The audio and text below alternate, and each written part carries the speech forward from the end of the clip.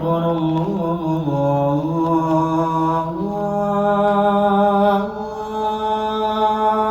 أكبر أشهد أن لا إله إلا الله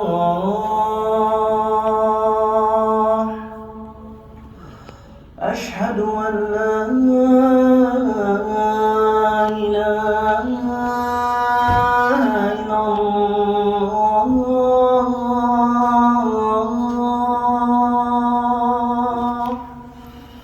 أشهد أن محمدًا رسول الله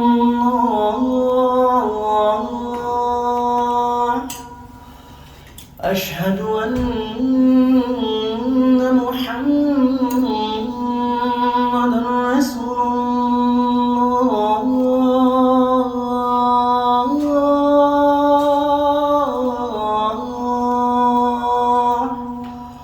حي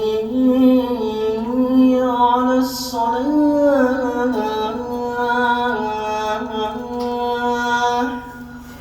حي على الصلاة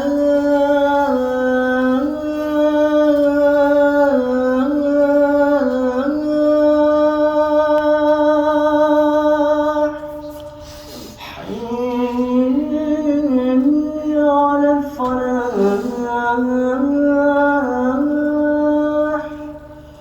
حي على الفلاح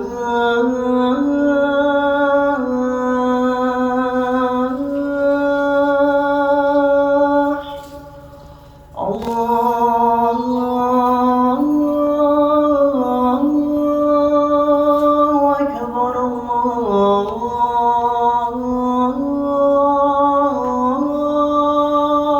الله أكبر لا إله إلا الله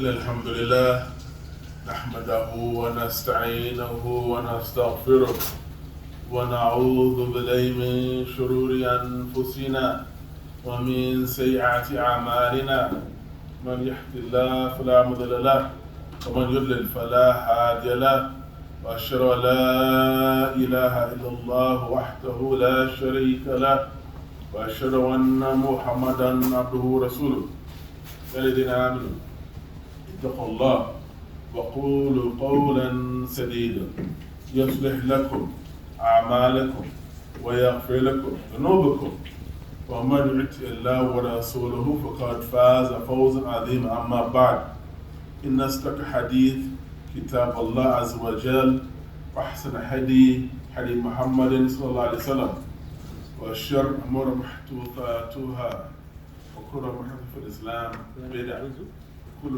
بدعة ضلالة وكل ضلالة في النار. All praise is due to Allah Azza wa Jal and Him alone. We praise Him and we extol Him. We say the finest of salutations on Muhammad ibn Abdullah sallallahu alayhi wa sallam. The very the most truthful of speeches, the book of Allah Ta'ala, the Quran Majid. And the finest guidance that Muhammad sallallahu alayhi wa sallam. And the most evil affairs are the newly invented ones, bid'ah. And every innovation in Islam is going astray. And every going astray leads to the hellfire. نسأل العافية والثبات. Alhamdulillah. Today, my dear brothers and Iman, I would like to speak about the importance of having taqwa of Allah subhanahu wa ta'ala. Wallahi tawfiq. Allah subhanahu wa ta'ala lies our success. As we bid farewell to the blessed month of Ramadan, I would like to remind us all to hold on to the taqwa of Allah Azza wa Jal. That is due for Allah Azza wa Jal.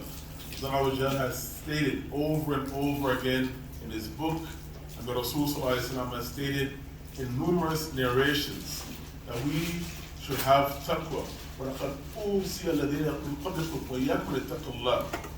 But Allah Azza wa Jal said that He had advised those who came before us And yet it advised us that we should have the taqwa of Allah subhanahu wa ta'ala. We should have the taqwa of Allah that is due for Allah. Many of us, my dear son and Iman, we have the taqwa of Allah. We have taqwa of insan, of people, that which is due for Allah subhanahu wa ta'ala. We have khashya. We have fear and reverence of people, that which is due for Allah subhanahu wa ta'ala. I want to remind us that now that Ramadan is over, that we need to continuously have and inculcate the taqwa that is due for Allah and Allah alone. And let us not mix the two. Respect is one thing, but there is a line that must be drawn when it comes to having taqwa of Allah Azza wa Jal. And with that said, in today's khutbah, I know that I will be stepping on a few toes.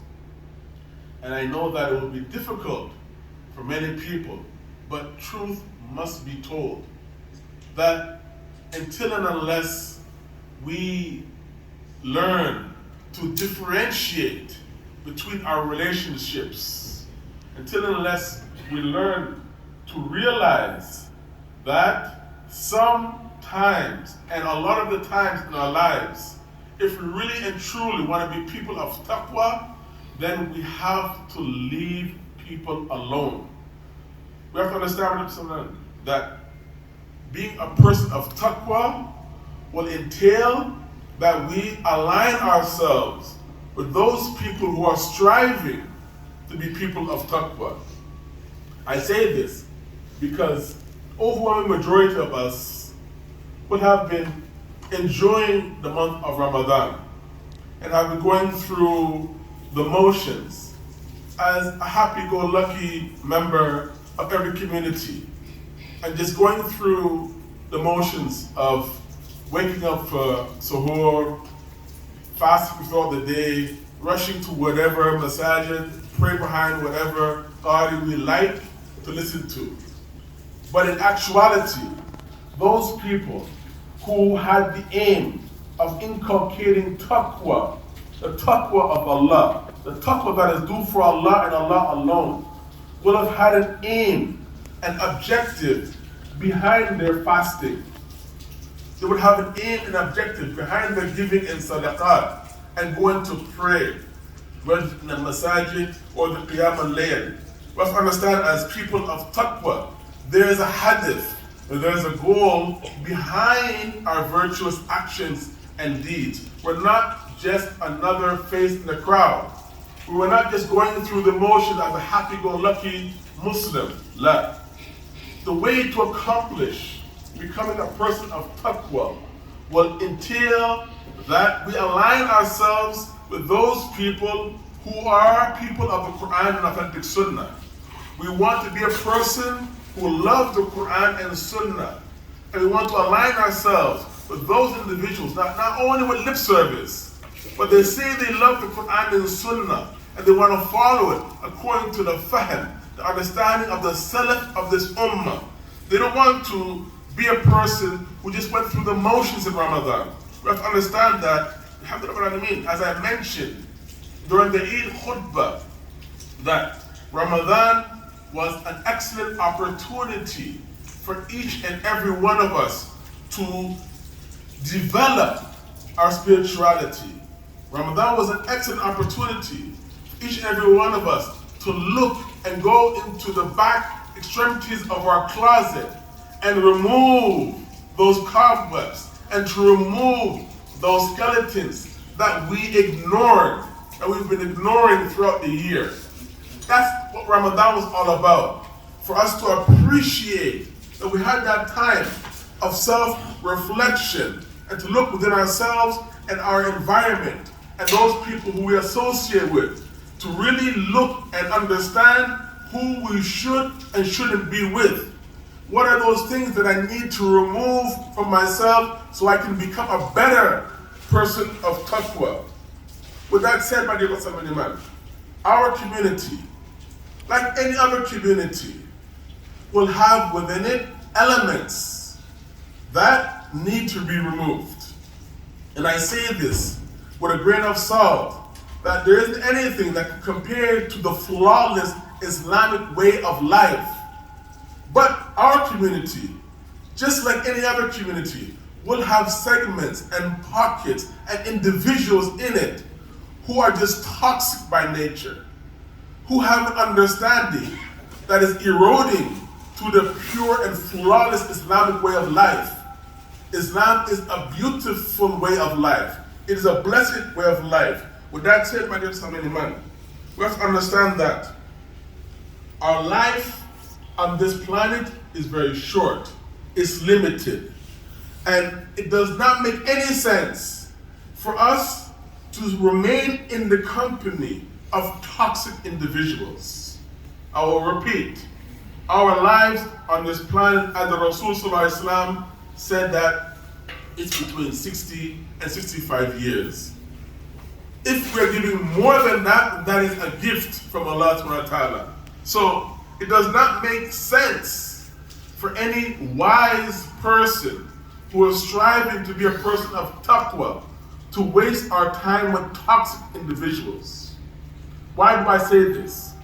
Because if we really want betterment in our lives, then we have to look at ourselves and look at those people who we allow ourselves to accompany with.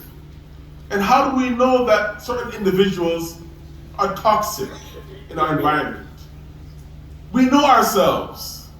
When we are with ourselves, we know ourselves. And when we're with certain individuals, we can see that our productivity starts to lack and lessen. It becomes something which is out of our control because we are in an environment which is, without a doubt, eroding our productivity. So alhamdulillah that we were all able to witness the blessed month of Ramadan and to fast and to give sadaqat and to be with the believers and to break bread with the believers. But alhamdulillah. But none of us know if we'll be alive tomorrow. None of us know if we'll be able to get our bread tomorrow. None of us know if we'll be able to reach the next Ramadan. Only Allah knows that. There's hadith, which is sahih. And it's word of Abdullah ibn Umar, who said that the Prophet ﷺ said it. Mafatih al-Ghaib khamsa. The keys of the unseen are 5. Then he ﷺ recited the verse in Surah Luqman. إن الله عنده علم الساعة وينزل الغيب يعلم ما في أرحام وما تدري نفس ماذا تكسب غدا وما تدري نفس بأي أرض تموت إن الله عليم خبير. Verily, Allah Azza wa Jalla with Him is the knowledge of the hour. He sends down the rain, and He knows that which is in the wombs. No person knows what they will earn tomorrow, and no person knows in what land they will die. Verily, Allah is Alim Khabir, well acquainted and knowledgeable. Now, my dear brothers and Iman, we need to ask ourselves a very serious question. Do we really want betterment in our lives? Do we really see ourselves going forward as a better person? All those things that we're praying and asking Allah subhanahu wa ta'ala for during Ramadan. What steps are we going to take to achieve those things? Whether they are spiritual or financial or physical. What natural progression are we going to take in that direction? Whatever it is we plan to do, the first step that we have to take is in the direction of leaving those people who will be holding us back. We need to do the right thing. And each and every one of us, we're praying for betterment. But which one of us are going to be courageous enough to do the right thing? Take the actual steps in that direction. We should be striving to fly high in all of our endeavors in life. And as we all know, the famous saying that birds of a feather flock together. So how is it that we really hope to achieve betterment in our lives, but all we do is hang around with chickens? And what do chickens eat? They eat the crumbs that fall off the plate. We should want to soar high and fly high like an eagle. And how do the eagles hunt? The eagles, they don't search for crumbs. What do eagles do? We all know that the eagle scouts out their prey from high above the clouds. And it soars and it gets their prey. And then it soars to the highest mountain and enjoys its prey. We need to have this type of mentality that if we really want to achieve betterment in our lives, we can't be scrounging around on the ground like a little chicken. We need to align ourselves and accompany ourselves with people of taqwa and piety and who care about what we're doing. And we understand that from being around them, that you know what? It's time for me to cut this person off. For the sake of Allah. Let's understand what it's man. That some of us are in the company of, I'm making air quotes, friends. But in actuality, they're dead weight. It sounds harsh, but this is the reality. I'm making air quotes that we are around our friends. But in actuality, we need to trim the fat. We need to disassociate with some people, or they're going to do nothing except bring us down in life. This is the truth and the reality, and we know this. And we know this, and we understand this, but yet we always want to be apologetic. What do I mean by this? We always want to apologetically align ourselves with people who are chickens. Why do we do this? Because we don't want to offend anybody. We've been aligning ourselves and hanging around with chickens for so many years that how are we supposed to get anywhere in our lives? We were making dua at Ramadan, and the dua that we're making is for productivity, for betterment. And this is what the Prophet ﷺ wanted to instill into his companions.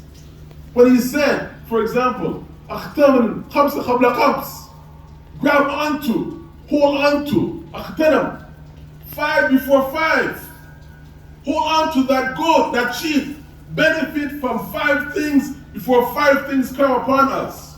And he said, Sallallahu Alaihi Wasallam, your youth, before you get old, and your health, before you get sick, your wealth, before you get broke,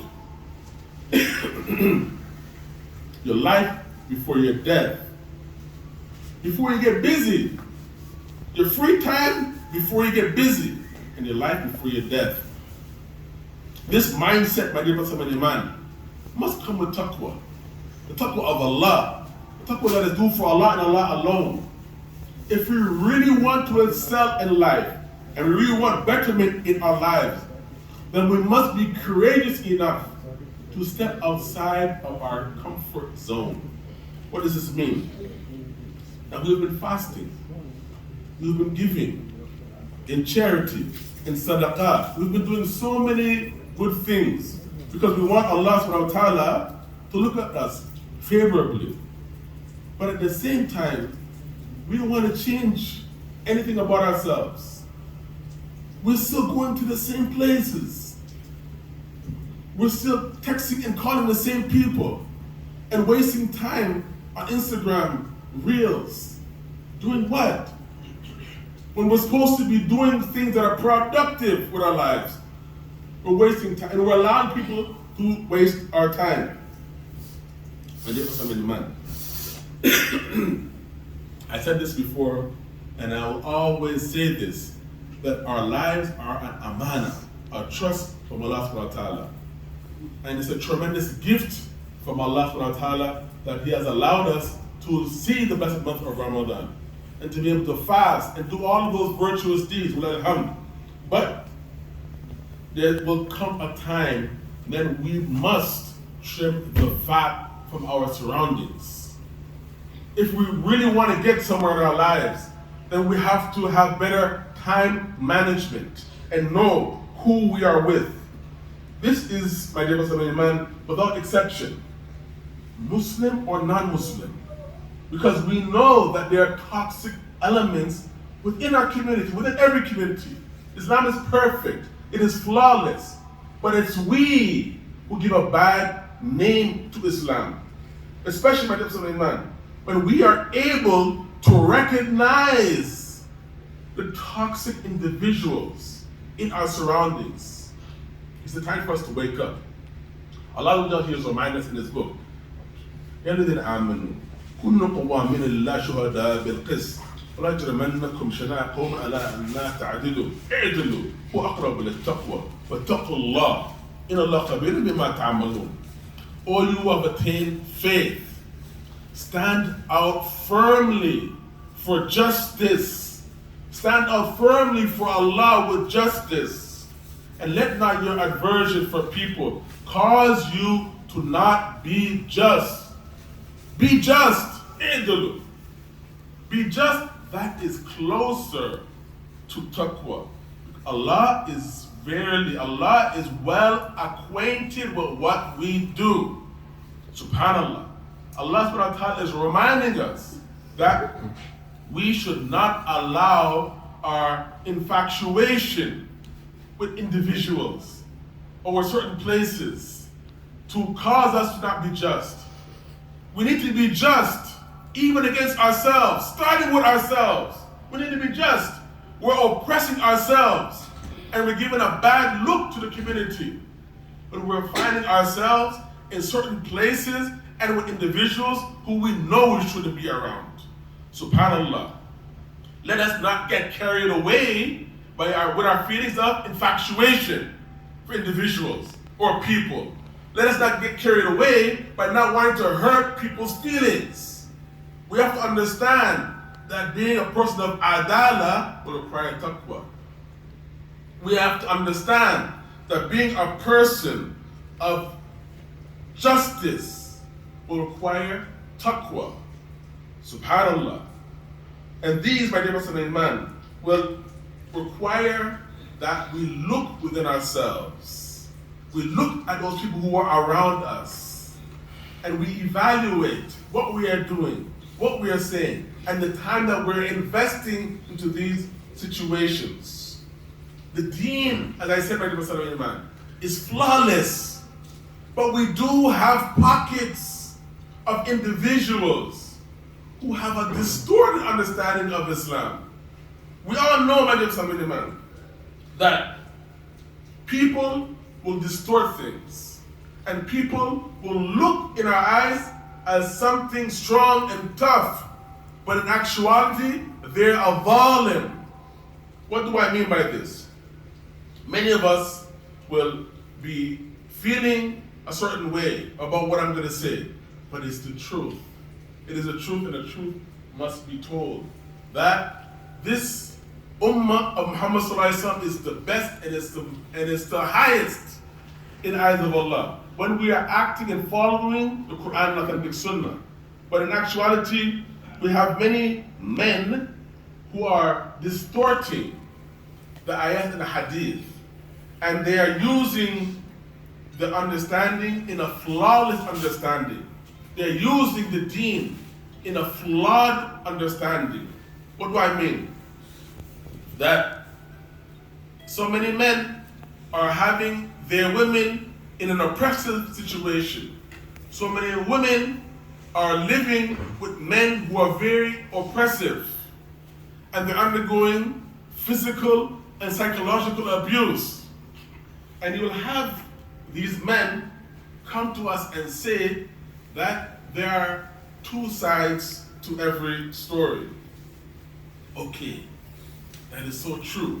But in what fairy tale storybook says that it's okay for a man to physically and mentally abuse a woman? I've read the countless stories in the Quran and the Hadith, and in nowhere that I find, I'm not saying I'm a scholar, but in nowhere that I find in the Quran or the authentic Hadith where it said it's okay to physically and psychologically abuse the women. What I know is that the Prophet ﷺ had stated, "Istosu b'nisai khaira." Live with women in kindness. Treat women kindly. But in actuality, the reality remains that within our communities, the women and children and women and girl abuse exists. Women and girls are being abused at an all-time high at the hands of Muslims, men. The women and girl trafficking is at an all-time high. La hawla wa la quwwata illa billah. So these, I don't call them men, I call them cowardly chickens. The Prophet ﷺ said, treat women kindly. The Allah says, "Ar-rijal qawwamun 'ala nisa." That the men have a qawama, a responsibility of looking after, maintaining, and taking care of the women. But as Muslims, we are supposed to be just. And if you try and reason with these hardcore Muslims, or mostly looking at Islam from a tribal perspective, by keeping women down in an oppressive situation, you cannot get through to them. You cannot reason with them because they have a distorted understanding of Islam. So in what way do we have the right to lay hands on a woman and then say that there are two sides to every story? La hawla wa la quwwata illa billah. And on top of that, you will have men, because the woman is not very articulate, they will gaslight the sister to make it seem like she's speaking nonsense. So when she tries to get words out, it sounds like she doesn't know what she's talking about. She doesn't understand the system here. Keda or keda. To make her seem foolish. As I said, my dear man, to remain silent in such situations when those abused women and girls have a chance to speak out, they are oppressing themselves. I want to remind the sisters from the member of Rasul that there is a way out and that help is available. No one has to stay in an oppressive situation. May Allah subhanahu wa ta'ala make us all people of taqwa.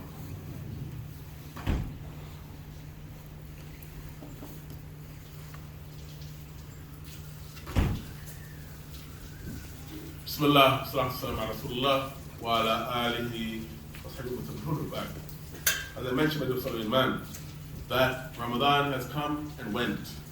And if we really and truly want to be a person of taqwa, then we have to look within ourselves, and we have to look at the skeletons in the back of our closet, and we have to look at our surroundings. Those people who we are choosing to spend the majority of our time with. Taqwa, my dear man, is a state of being. It's a mindset, and it's a choice. I said this before, but Islam is a lifestyle choice. Some of us are apologetically staying with abusive people, toxic individuals. Now is the time for us to be strong enough, people of taqwa, to choose to leave these people for the sake of Allah subhanahu wa ta'ala.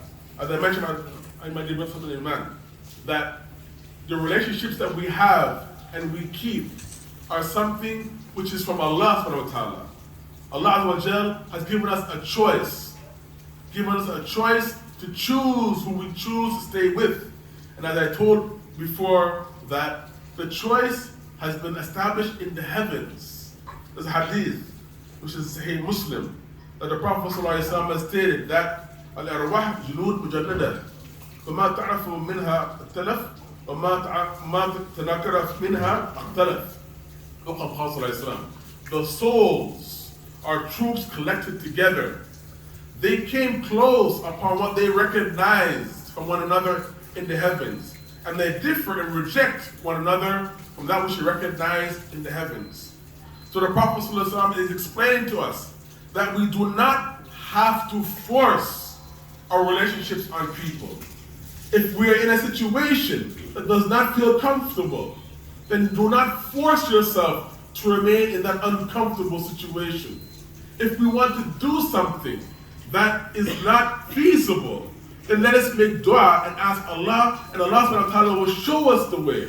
As I said, my dear man, that honor killing exists in our community, in our city. Honor killing exists all over the world. Child trafficking exists. Woman and girl trafficking is going on and has been going on. And they're giving a bad look to Islam and the Muslims. The deen of Islam is flawless. Right here, my dear man, in our community, these things exist. So we need to be vigilant, we need to be aware of these things. And may Allah subhanahu wa ta'ala give us all the tawfiq to be real people of taqwa. May Allah subhanahu wa ta'ala have mercy on the shuhada, those who died and passed away in Palestine. May Allah subhanahu wa ta'ala have mercy on those people who are suffering in Afghanistan. May Allah subhanahu wa ta'ala have mercy on our brothers and sisters who are suffering in the Sudan, Kashmir. كل مكان يا رب العالمين. إن الله وملائكته يصلون على النبي يا الذين آمنوا اللهم صل على محمد وعلى آل محمد كما صليت على إبراهيم وعلى إبراهيم إنك حميد مجيد. اللهم بارك على محمد وعلى آل محمد كما باركت على إبراهيم وعلى إبراهيم إنك حميد مجيد. ربنا آتنا في الدنيا حسنة. السلام.